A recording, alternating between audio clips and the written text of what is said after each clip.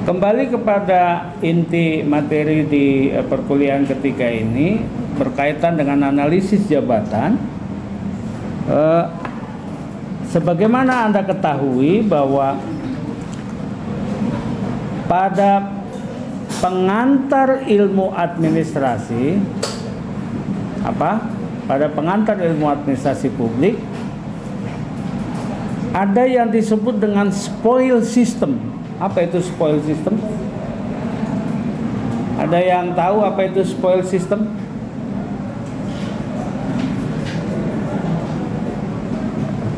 Gak ada satupun yang tahu.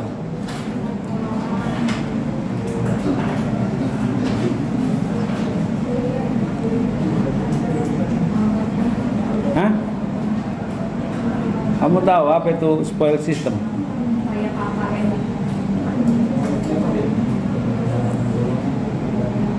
Salah satu urgensi dari analisis jabatan, salah satu pentingnya dari analisis jabatan itu adalah bagaimana penempatan sumber daya manusia di organisasi, baik organisasi publik maupun organisasi yang bersifat privat, atau bahkan organisasi publik yang ada di korporasi, di perusahaan-perusahaan itu tidak didasarkan pada keputusan-keputusan yang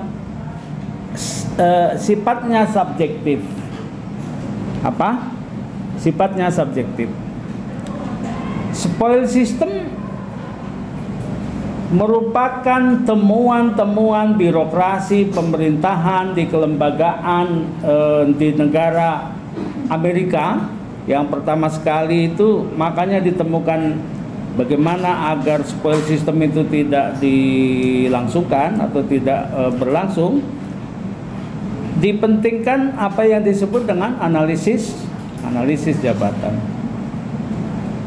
Spoil system itu adalah menempatkan sumber daya manusia, tenaga kerja, pegawai atau apapun namanya, staf yang didasarkan oleh kepentingan-kepentingan kelompok karena kedekatan kekeluargaan, karena kedekatan kepentingan, karena kedekatan apa? Yang dalam hukum di Indonesia disebut dengan apa yang disebut dengan kolusi. Bukan hanya kolusi, tetapi juga berdasarkan nepotisme. Apa itu nepotisme? Karena kedekatan kesukuan, karena kedekatan agama. Bahkan bukan hanya nepotisme, tetapi juga didasarkan oleh hal-hal yang bersifat koruptif. Jabatan-jabatan tertentu diperjualbelikan. Apa? Diperjualbelikan. Jabatan-jabatan tertentu itu didasarkan oleh kepentingan-kepentingan politik. Para mahasiswa tentu sudah tahu betul berita-berita di media, baik yang media sosial maupun media konvensional. Banyaknya kepala daerah yang ditangkap oleh Komisi Pemberantasan Korupsi, ya kan? Karena apa? Menjual belikan jabatan OPD. Apa itu OPD? Nggak ada yang tahu apa itu OPD. Ini gimana nih? Udah semester 4 ya? Masa kamu nggak tahu apa itu OPD? Organisasi perangkat daerah. Banyak sekali kepala daerah menempatkan jabatan-jabatan kepala dinas atau kepala badan. Sudah kepala badan lagi, coba bayangkan itu. Ada kepala, ada badan, gitu ya. Ada badan keuangan, ada badan segala macam, berdasarkan kepentingan politik karena seseorang itu ketika pilkada mendukung dia menjadi bupati atau menjadi wali kota. Ketika waktu pemilihan kepala daerah, pemilihan bupati, wali kota, gubernur. Kenapa? Karena dia menyediakan dana kampanye untuk bupati itu. Analisis jabatan dipergunakan sedemikian rupa bagi organisasi yang sudah besar. Kalau organisasinya masih kecil, misalnya sektor UMKM misalnya ya, itu tentu analisis jabatannya tidak terlalu urgent. Tetapi bagi organisasi yang sudah begitu besar, misalnya organisasi tingkat kepala daerah, kabupaten, kota, provinsi, kementerian, lembaga, BUMN, Prusda, gitu-gitu ya, yang melibatkan sumber daya manusia yang begitu banyak, yang begitu besar, maka diperlukan apa yang disebut dengan apa? Analisis jabatan. Analisis jabatan itu juga bukan sekedar untuk melihat bagaimana kompetensi, bagaimana keunggulan sumber daya manusia seseorang. Analisis jabatan diperuntukkan bagi sumber daya manusia untuk pertama meningkatkan kinerjanya. Apa? Meningkatkan kinerjanya. Oleh karena itu, analisis jabatan juga dipergunakan untuk menempatkan seseorang, sumber daya manusia itu, pada tempat pekerjaan yang sebenarnya atau yang semestinya, berdasarkan keunggulan dan kompetensi yang dimilikinya. Selain itu, para mahasiswa sekalian, perlu diketahui bahwa penempatan sumber daya manusia, khususnya di kelembagaan pemerintah itu, apa yang disebut dengan dulu namanya pegawai negeri sipil, sekarang namanya apa? Aparatur sipil negara, diatur berdasarkan undang-undang ASN. Sekarang di semua kementerian, lembaga, dan pemerintah daerah bukan lagi penempatan jabatan-jabatan itu bukan berdasarkan hanya ditempatkan pada jabatan-jabatan struktural, tetapi juga pada jabatan apa? Jabatan fungsional. Jabatan fungsional itu menempatkan sumber daya manusia berdasarkan fungsi keahliannya. Keahlian sumber daya manusia itu tentu dilihat dari apanya? Dari kompetensinya. Melihat kompetensi sumber daya manusia itu berdasarkan 3 aspek penting. Nah, tolong dicatat baik-baik. Nanti kita pada perkuliahan minggu keberapa itu, nanti kita akan melihat bagaimana kompetensi sumber daya manusia itu.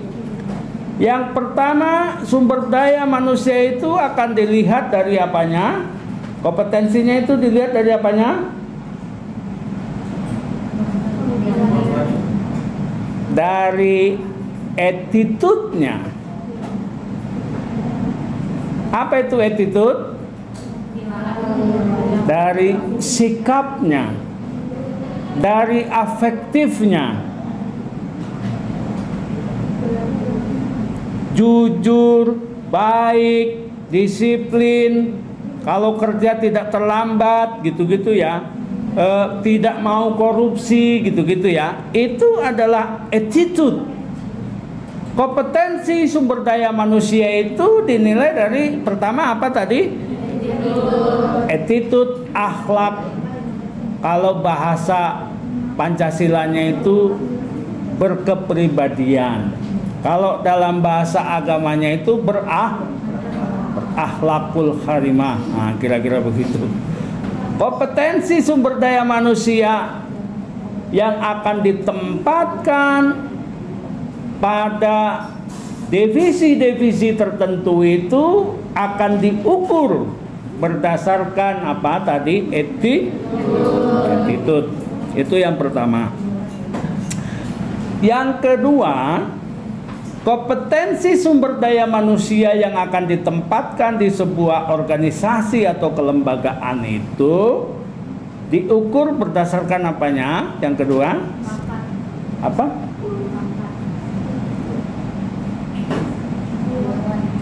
Ada yang lain yang bisa jawab? Kedua, berdasarkan apanya? Skill. Apa itu skill? Keahlian, keterampilan, kemahiran. Skill itu bahasa pendidikannya disebut dengan psikomotorik. Atau kalau bahasa agamanya itu disebut apa itu? Kalau tadi itu apa namanya? Kalau tadi itu kepribadian apa namanya? Attitude itu dalam bahasa agamanya disebut dengan sidik, menyangkut pada hal-hal yang jujur, adil, disiplin, benar, menegakkan keadilan, gitu-gitulah ya. Itu disebut dengan sidik. Kalau kompetensi yang kedua itu disebut apa? Dalam bahasa agamanya itu, skill itu, keterampilan itu disebut apa? Tablik. Apa? Tablik. Kalau dalam bahasa agamanya. Tapi kalau dalam bahasa pendidikannya disebut dengan psikomotorik. Ya.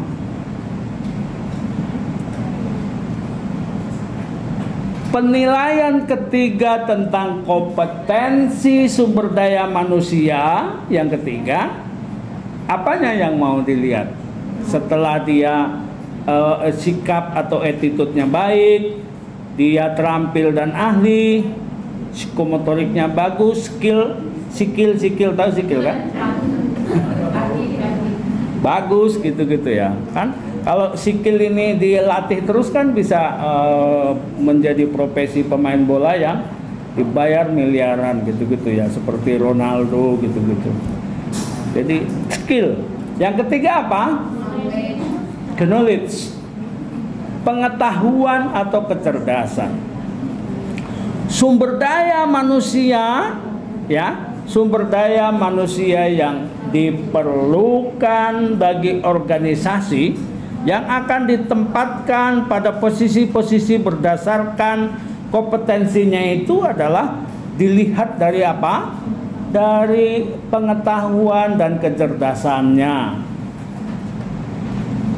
Dengan tiga kompetensi ini tidak bisa hanya sekedar satu saja. Ingat itu ya, tidak bisa hanya sekedar dinilai satu saja. Dia cerdas, tetapi malas, tetapi tidak jujur. Ya kan? Dia pintar, ahli, tetapi suka nyolong, korupsi. Maka sumber daya manusia seperti ini tidak diperlukan. Dia baik, oke? Dia baik, kemudian disiplin, tetapi dia tidak punya kemampuan untuk bekerja. Bagus tidak itu secara kompetensi? Tidak. Dia baik, dia cerdas, tetapi dia tidak ahli, tidak mahir. Tidak ahli itu maksudnya kerjanya lama. Kalau bahasa IT-nya lemot, lemot gitu ya. Lemot. Hah? Iya, makanya loadingnya lama, gitu-gitu ya. Nggak mahir, nggak ahli. Oleh karena itu, dalam konteks analisis jabatan ini, apa? Dalam konteks analisis jabatan ini, seseorang atau sumber daya manusia yang akan menempati kedudukan posisi, misalnya kalau di daerah itu ada sebagai kepala dinas, kabak, eselon 2, eselon 3, gitu-gitu ya. Bahkan mungkin eselon 1 di kementerian itu ada sekretaris menteri, sekretaris jenderal, ada dirjen, ada direktur gitu-gitu ya. Kalau di Kemenko itu ada deputi gitu-gitu ya. Itu jabatan-jabatan struktur. Kalau jabatan-jabatan yang bersifat apa ya namanya? Fungsional adalah sebagai apa? Ahli utama, ahli madya gitu-gitu ya, jabatan-jabatan fungsional. Atau dia bukan PNS, misalnya begitu ya, bukan PNS, tetapi dia menempati posisi kedudukan sebagai pejabat fungsional yang setara dengan eselon 1. Misalnya di kementerian itu ada namanya staf khusus menteri, ada staf khusus bidang politik, ada staf khusus gitu-gitulah ya. Dan itu juga orang-orang yang menempati posisi itu sebaiknya tentu dilakukan semacam asesmen. Apa itu asesmen? Asesmen itu sebuah uji kompetensi untuk menilai seseorang apakah seseorang itu kompeten. Bukan lulus tidak lulus ya. Seseorang itu kompeten untuk menduduki jabatan tertentu. Bagi para komisioner, misalnya komisioner KPU atau anggota KPU, Komisi Pemilihan Umum, komisioner atau anggota KPK. Apa itu KPK?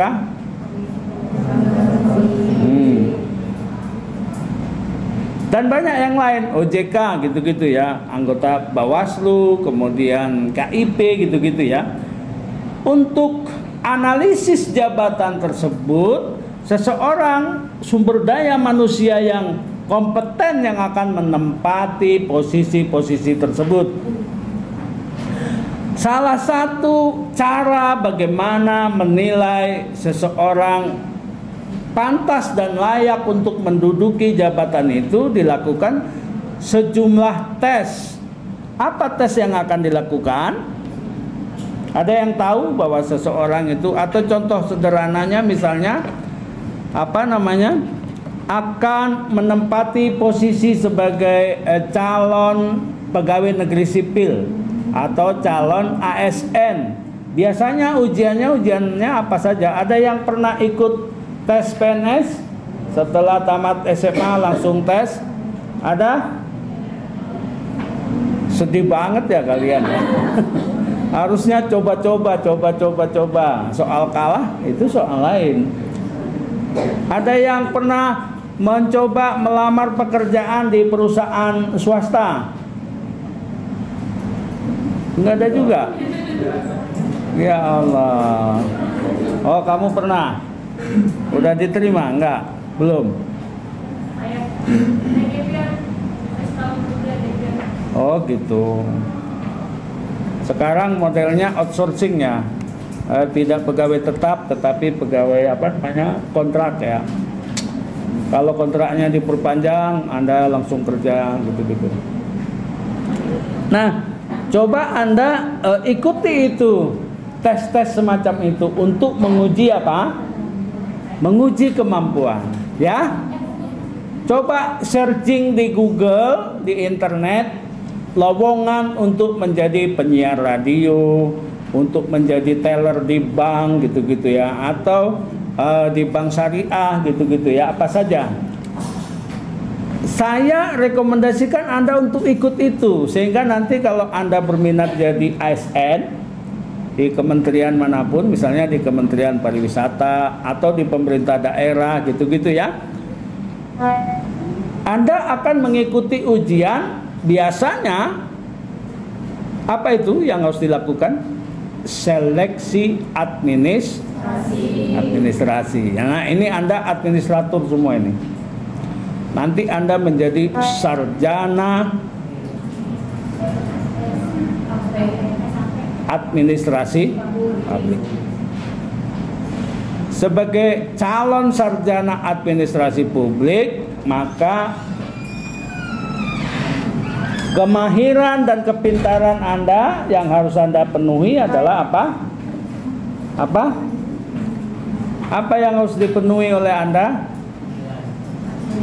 Tertib administrasi. Oleh karena itu kalau Anda ingin melamar, ada lowongan jabatan atau pekerjaan, maka terlebih dahulu calon sarjana administrasi atau nanti Anda menjadi sarjana administrasi publik itu apa namanya?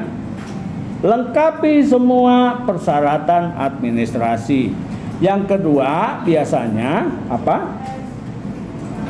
Tes tertulis. Setelah tes tertulis Anda dinyatakan lolos, maka Anda mengikuti tes apa? Mengikuti psikotes, ya. Setelah itu biasanya Anda dites kesehatan segala macam dan melakukan asesmen. Kemudian terakhir apa? Tahap wawancara. Kalau para pejabat-pejabat publik atau anggota-anggota komisioner itu wawancaranya itu disebut dengan apa? Anda harus tahu ini sebagai seorang sarjana administrasi publik, karena Anda bisa jadi nanti menjadi seorang asesor atau menjadi seorang assessment. Namanya fit and proper test. Ini gimana ini? Agak ada yang tahu. Ini sarjana apa? SAP, sarjana administrasi publik SAP gitu ya. Harus tahu lah fit and proper. Pada jabatan-jabatan tertentu, nih dengarkan, pada jabatan-jabatan tertentu analisis jabatan itu diperuntukkan, urgensinya, pentingnya itu adalah untuk apa? Menempatkan orang-orang sesuai dengan tempatnya yang sesungguhnya. Di daerah-daerah para mahasiswa sekalian banyak guru menjadi kepala dinas, boleh tidak? Banyak guru kemudian tiba-tiba atau kepala sekolah tiba-tiba menjadi kepala dinas, boleh nggak? Boleh. Tetapi hemat saya bukan karena kepentingan, karena dia kepala sekolah bisa mempengaruhi orang tua, siswa segala macam, pendukung bupati atau wali kota ditempatkan sebagai kepala dinas. Penempatan kepala dinasnya juga misalnya dia guru, misalnya dia guru SD, tetapi kemudian ditempatkan di mana? Kalau dia sebagai kepala dinas perpustakaan dan arsip, mungkin masih ada relevansinya, ya kan? Kalau dia ditempatkan sebagai kepala dinas pendidikan, mungkin masih ada hubungannya. Tetapi kalau guru atau kepala sekolah SD diangkat jadi kepala dinas, kemudian ditempatkan sebagai kepala dinas pekerjaan umum, ada hubungannya nggak? Tidak. Itulah pentingnya analisis jabatan. Tidak boleh menempatkan sumber daya manusia itu semaunya saja. Seperti yang saya katakan tadi, bahwa banyak sekali daerah-daerah itu, para kepala daerah, gubernur, bupati, wali kota menempatkan sumber daya manusia tidak berdasarkan analisis jabatan, tetapi satu berdasarkan suka tidak suka, berdasarkan ini keluarga saya atau bukan, berdasarkan kepentingan politik, berdasarkan ini bayar atau tidak, tetapi tidak melihat apa? Kompeten. Rusaknya tata kelola pemerintahan itu seperti itu. Kalau nanti ini yang cowok-cowok ini, yang pria-pria, bahkan mungkin yang perempuan juga banyak ini. Kalau nanti Anda tiba-tiba ditakdirkan menjadi bupati atau wali kota atau gubernur, Anda sarjana administrasi publik dan nanti juga Anda akan meneruskan kuliah di Magister Administrasi Publik, apalagi nanti Anda mengambil PhD atau doktor, postdoktoral administrasi publik, tiba-tiba Anda menjadi pejabat, menjadi bupati, gubernur, wali kota, menteri. Jangan menempatkan sumber daya manusia itu tidak berdasarkan apa? Analisis jabatan. Nah, sekarang lanjut kepada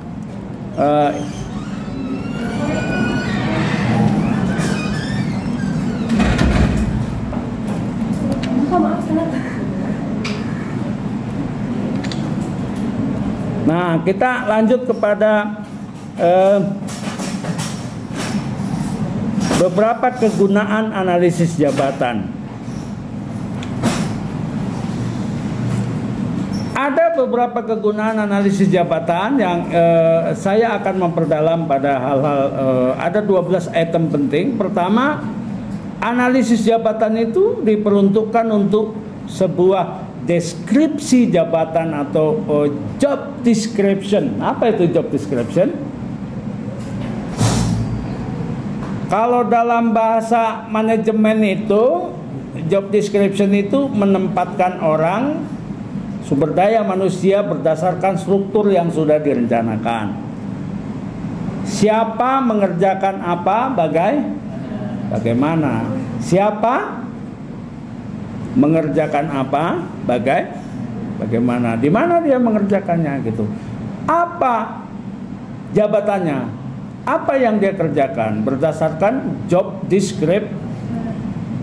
Pada organisasi yang sudah sangat besar diperlukan apa yang disebut dengan apa? Job description. Seseorang menanggung jawabi pekerjaan tertentu yang sudah ditetapkan berdasarkan jabatan struktural atau jabatan fungsional yang dia tidak bisa tiba-tiba OB di kantor mengerjakan pekerjaan apa misalnya mengetik gitu ya kan itu nggak sesuai dengan job description. Top manajemen sebagai pimpinan, kepala dinas tentu tidak lagi mengerjakan hal-hal yang sifatnya teknis, pengetikan, mengantar surat gitu-gitu kan tidak ya.